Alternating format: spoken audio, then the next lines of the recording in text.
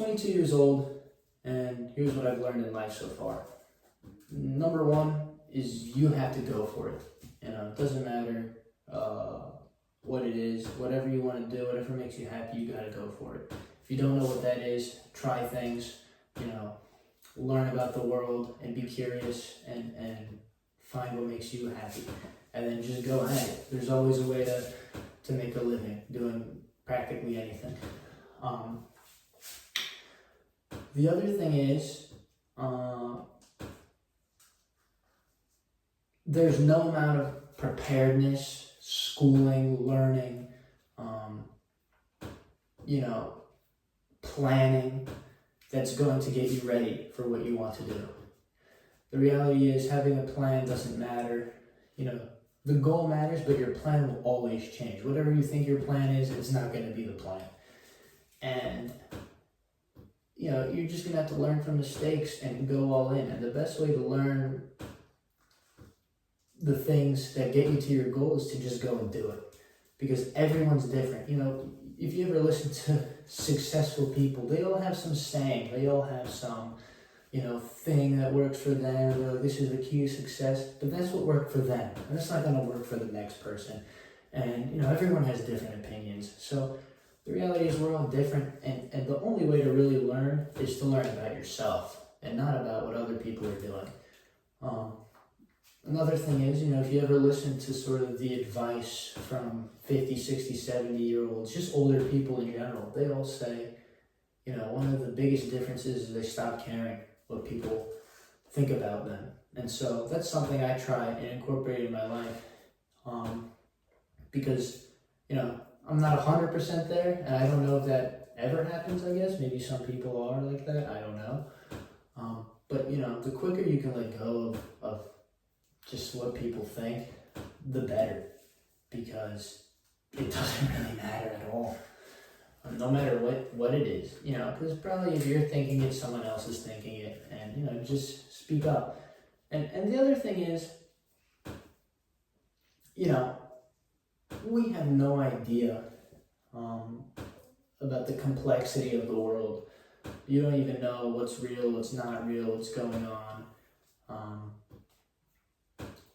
And so sometimes it's just, knowing that, it's just better to know that you feel things. And that's the only thing that's real, in a sense, is your emotions and your feelings. And so how can you, make yourself the happiest or the most fulfilled, maybe is a better word. So that's what I'd be looking to do. A great thing I just heard recently is Keanu Reeves had an interview, and he said that some little girl was asking about the movie The Matrix because she wasn't familiar with it. And he said, well, The Matrix is about this guy who sort of lives in this fake world, you could say, and he tries to find out what's real and what's not real, and the whole premise is he has to sort of figure out reality. And she said, the little girl, she's like, why does that matter? And that was such a great point in a sense, because what doesn't matter? We might be real, we might be not real, it could be a simulation, you might have free will, you might not have free will, this is that. We can all have our opinions and thoughts on things. But one thing that's certainly true is you have emotion and you feel a certain way. It doesn't really matter how that happens, is you feel a certain way. So, and there's things that trigger those things. So I think instead of learning about everyone else and being interested in what everyone else is doing and learning about things, you have to learn about yourself. I think that's where growth is. And you can't learn about yourself by, going to school.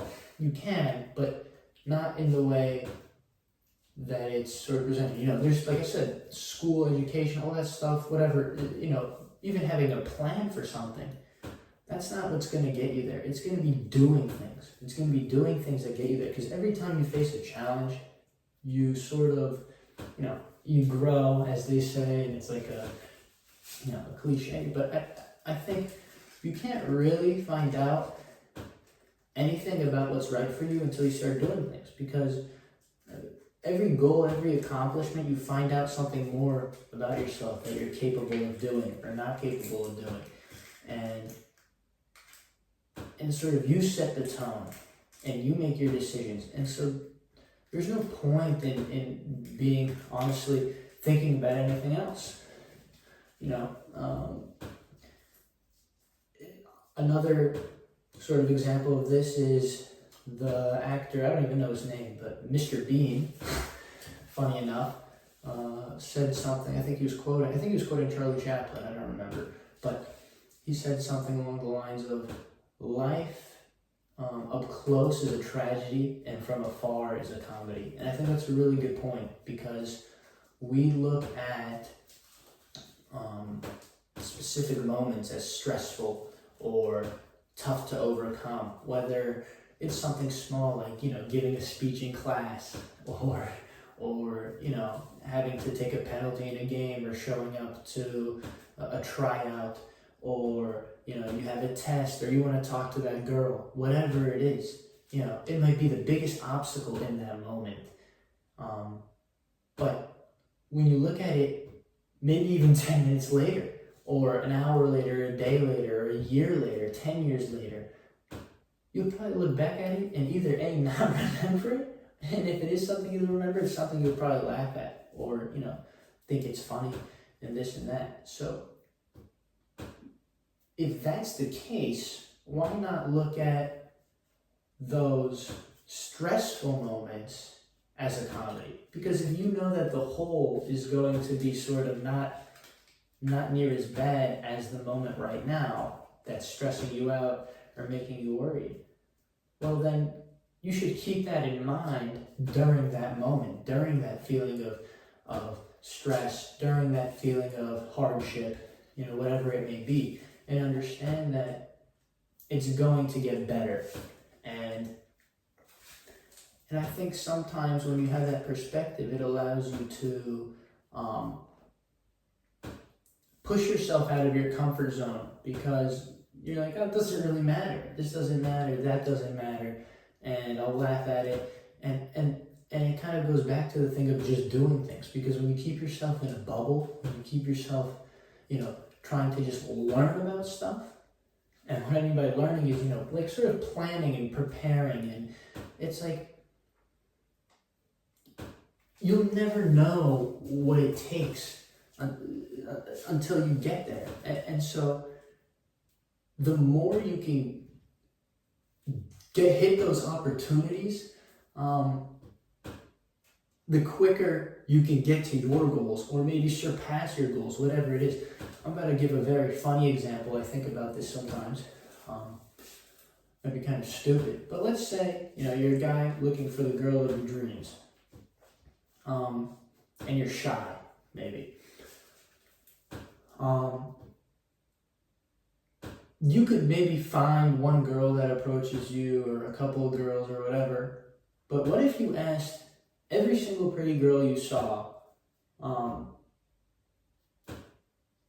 can I take you out? Yeah, sure, you'll have maybe a higher rejection rate, or maybe this or that. But the reality is, you're much more likely to find someone that you really like, because you went out there and pushed yourself, per se, to do it. And you're going to be much happier in the long term. But you wouldn't be able to do that unless you realize that right now, and say, I don't care about the pain, I don't care about the rejection, I don't care about the stress. Or let's say something like jobs, right? Or let me give a personal example. Jobs, sort of like soccer. I try and play soccer at a high level, but sometimes you need to find a team, especially early on, and a lot of people are, a lot of people seem to not even know that you can just talk to other teams, and it's like, and personally contact them. It's like they think you need an agent, you need this. It's like, instead of talking, hoping a team finds you, or an agent's going to help you out or something, is the best thing is you go call 100 teams, 500 teams, 1,000 teams, and a ton of teams will say no. But let's say out of 100, one says yes, that could be all you need. And that might change your life. And now imagine you do that at a large scale every day. That's how you see things. You tackle as many opportunities as possible.